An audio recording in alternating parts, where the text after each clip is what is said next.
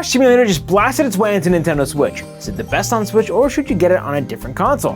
Let's find out. PowerWash Simulator was officially released on May 12th, 2021 for PC and Xbox consoles. This game earned its surprisingly huge following after it was included on Xbox Game Pass. The odd fact that there was even a game called PowerWash Simulator must have intrigued a few people. In this simulation, you are tasked to clean up vehicles, parks, houses, and more, all while using your power washer. There's even a simple story. You pretty much start off your own power washing business by washing things. As you get paid for your jobs, you can upgrade your nozzles, soaps, upgrade your guns, and you can even change the cosmetics of your character and your washer. But how does this game perform and play on the Nintendo Switch? Getting into the game, the frame rate is already pretty bad. This game runs at a steady 30 frames per second.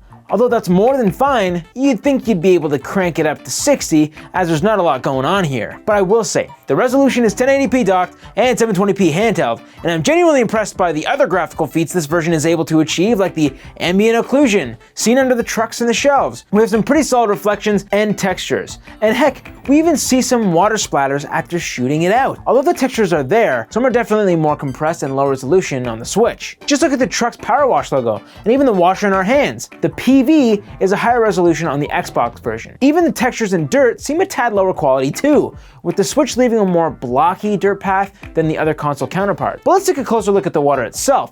On the Switch, it's way less detailed. When you spray an object, it shows the water stream and the splashing impact on the item you're spraying. And when you're moving away, it does give you the sensation of the object being wet because it shows a dark streak. But on other versions, we see higher detailed water hit the object and splash back way more, like the little tiny particle effects, which makes it feel a lot more powerful, and you see the reflections of the water as it pours down the vehicle and slowly dissipates. This isn't something you'll notice unless you're looking at it side by side like we are here, but the extra detail definitely makes this game feel more real and satisfying. Also, the load screens are much longer on this version. And there's other things in this game that seem a little low quality, like this text. Definitely isn't the most appealing. Now let's move on to the features the Switch version has that others don't. We obviously are able to play this handheld, and this is most likely the main reason you'll want to pick this up. Where this game fails is the Switch control scheme. While it's not unbearable, the Joy-Cons make playing this game handheld really uncomfortable, especially if you're pushing down the ZR button to spray the water and using the right stick simultaneously. It can make your hand feel cramped within minutes. Thankfully, you can change this control from holding down the button to toggling,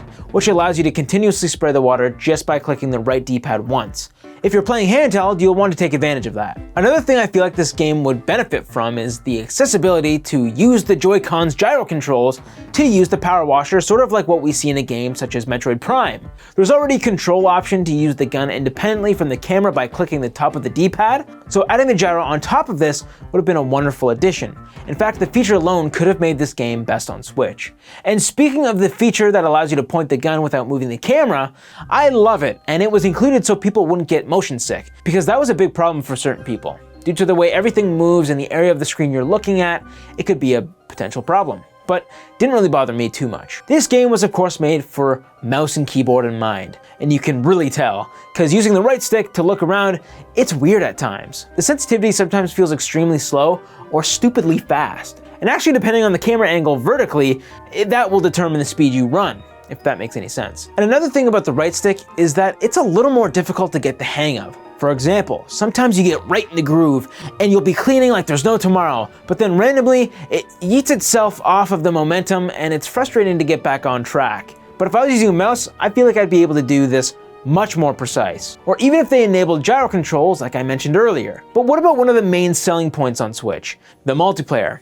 Well, I'm happy to say there is multiplayer, and this is definitely a game that thrives with it. You and your friends can clean the same place simultaneously and have a blast doing so.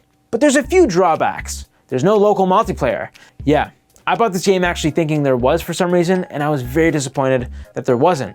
But that's sort of my fault, as there's no other version that has local split screen either.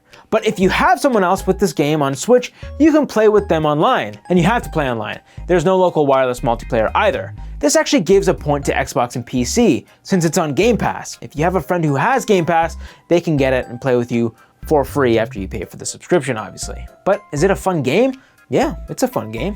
Well, less fun, more satisfying or relaxing, since there's no music or much that you really need to pay attention to in this. It's the perfect game to shut your brain off, maybe crank some tunes or check on a podcast and blast away, which is exactly what I did. and you don't really need the game audio, so if you do decide to play handheld or on a train or a bus, you wouldn't need to bother putting in headphones or turning up the volume at all, unless you like the sound of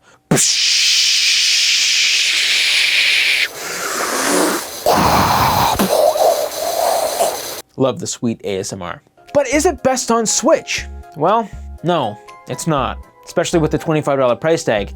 It's definitely not worth it if you have access to Game Pass, but if you don't, still probably best to get it on a more graphically satisfying device like PS5, even though apparently the PS5 doesn't use adaptive triggers. And let's quickly mention the Steam Deck, which would probably be the best handheld to get it on, especially due to the trackpad, which could make it easier to spray objects, and more control options like keyboard and mouse, or enabling those gyro controls that the Switch version lacks. Definitely the Steam Deck is the best version in my opinion, but if the Switch is your only option, it's playable.